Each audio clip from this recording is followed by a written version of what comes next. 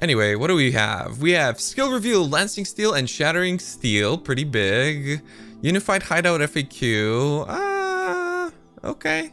I mean, hey, you can move the waypoint. Who would have thought? We have some sort of silver flask.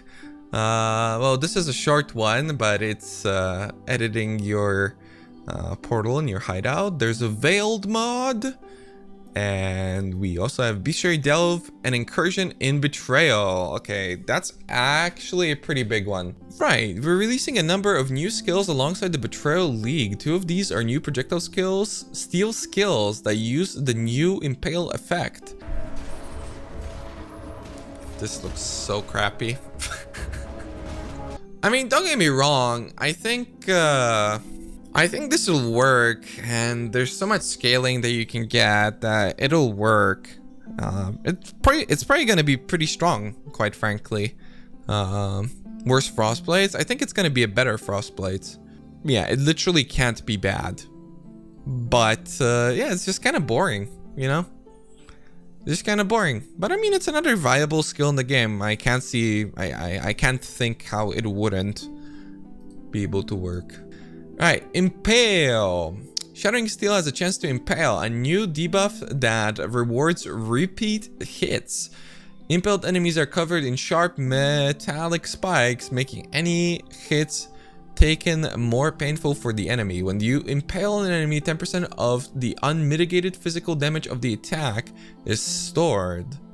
10% unmitigated physical, damn, that's pretty good. And the next 5 hits that enemy takes from any source will cause them to also take their stored damage. That's a lot. You have multiple impale effects on an enemy, limited only by hits consuming the impale. This gives Shattering Steel and Lancing Steel an even greater edge when they're able to hit a target multiple times. Yeah, I mean, yeah, this skill will be strong. Boring, but strong. This is Lancing Steel. This looks cooler. Aiming up close will spread out the angle of the projectiles. The skill comes with 4 additional projectiles, so greater multiple projectiles will increase the skill spread at the cost of damage, while Pierce, Chain, or Fork let the skill clear out groups of enemies. Alright, so this is like good.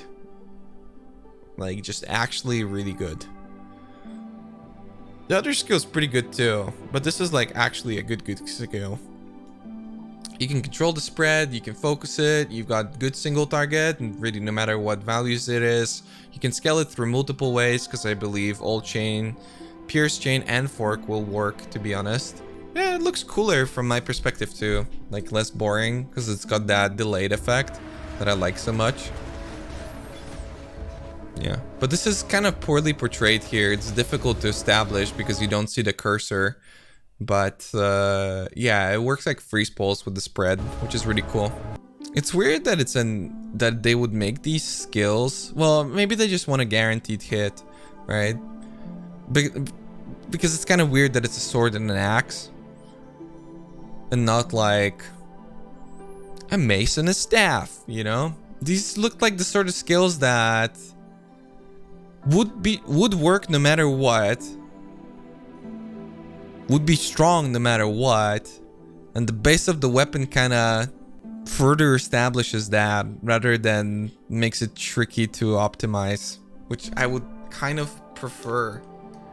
So I don't know. Specifying it to be a sword or an axe is almost like just screaming use a stat stick, but then they say that they're probably gonna change stat sticks, right? So I don't know. I wish they maybe made them visually more interesting or something. Because, yeah, it's just like, hey, this is going to be good. But it's cool to be getting new skills either way. Maybe it'll feel a little bit differently to be played. But I just can't see how it would be unique in terms of a skill tree. It would be unique in terms of gameplay. Maybe in terms of gameplay, the Lancing Steel would be a little bit unique. I think when it comes to Shattering Steel, we've had a couple of those before. Things that felt similar to me. I'm most interested in what they're doing with Bestiary, Delve, and Incursion personally, so let's read through this thing. Einar Beastmaster. Einar has returned as a master. You told us this.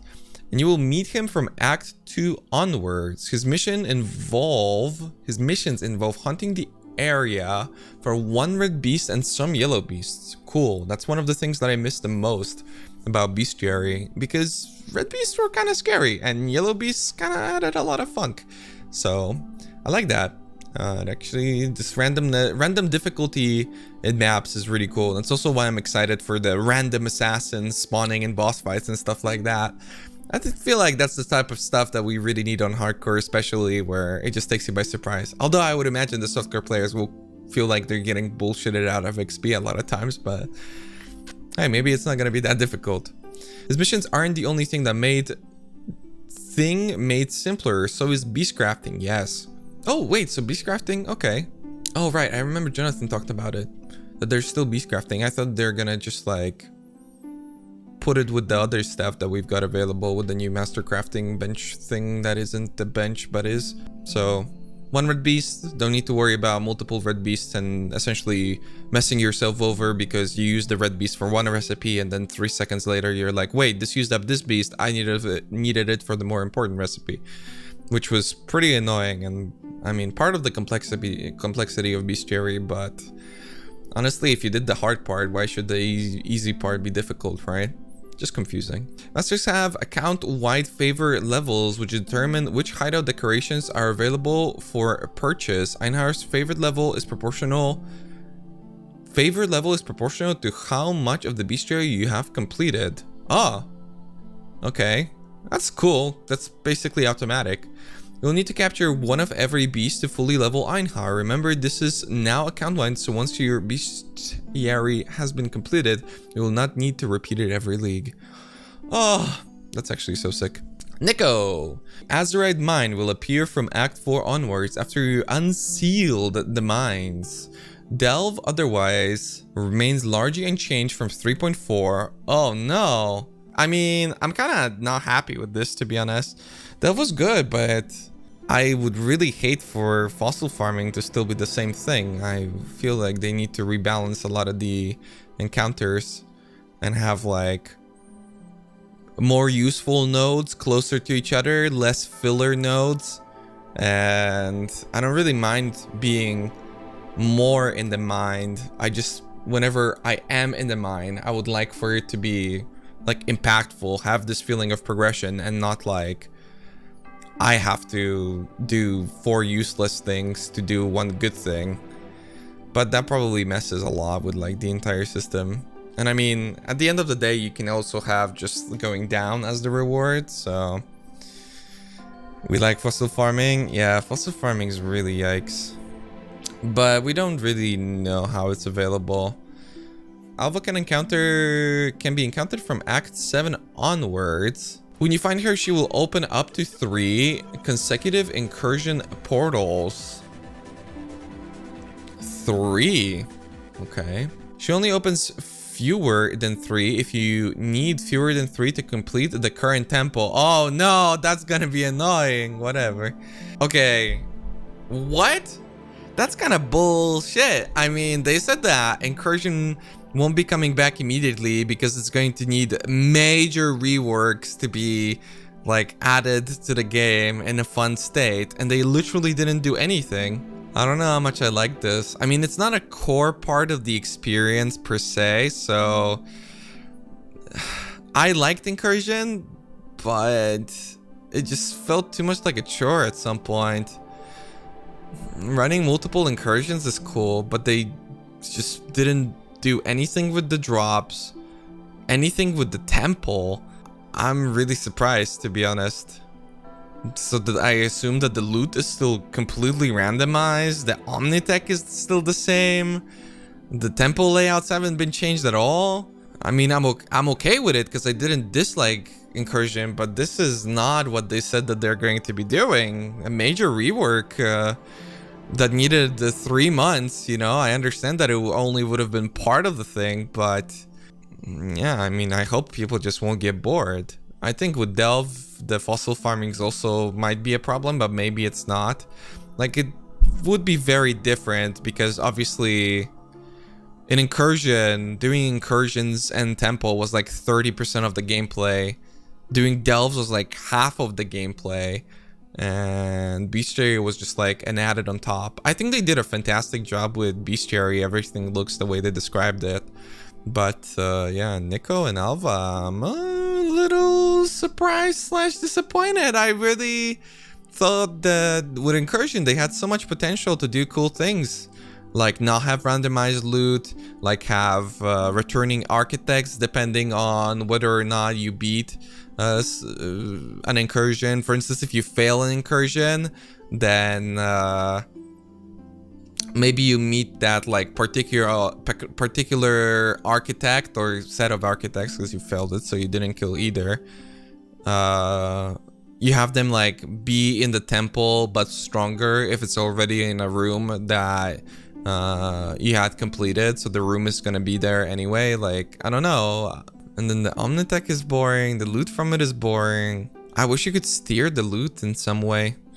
But I mean, we've had plenty of discussions about this. I just thought that they're gonna do more, you know? You know what? Let's go over the items. A controlled burn is sometimes necessary for new life. Right, recharges 1 charge. This is a silver flask. Cinder Swallow Urn. Cinder Swallow. Recharges 1 charge when you consume an ignited corpse. Enemies ignited by you during flask effect take 10% increased damage. Recover 2% of life when you kill an enemy during flask effect. Recover 2% of mana when you kill an enemy during flask effect. Recover 3% of energy shield when you kill an enemy during flask effect. Obviously you can recharge this normally, right? I mean, it's pretty okay, to be honest. It's nothing that will be particularly utilized, I think. But oh, it's also veiled. Oh, I thought it was just like a little graphic. Yeah, I mean, then great. It's another item that we have no idea what it does. It's like an okay flask right now. Maybe somebody sometimes will use it, but nothing too much to build around.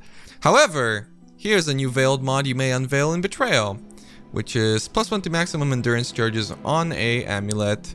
Oh, +1 to minimum endurance charges. Wait, what does that mean? So you always have 1 active? Is that what it means?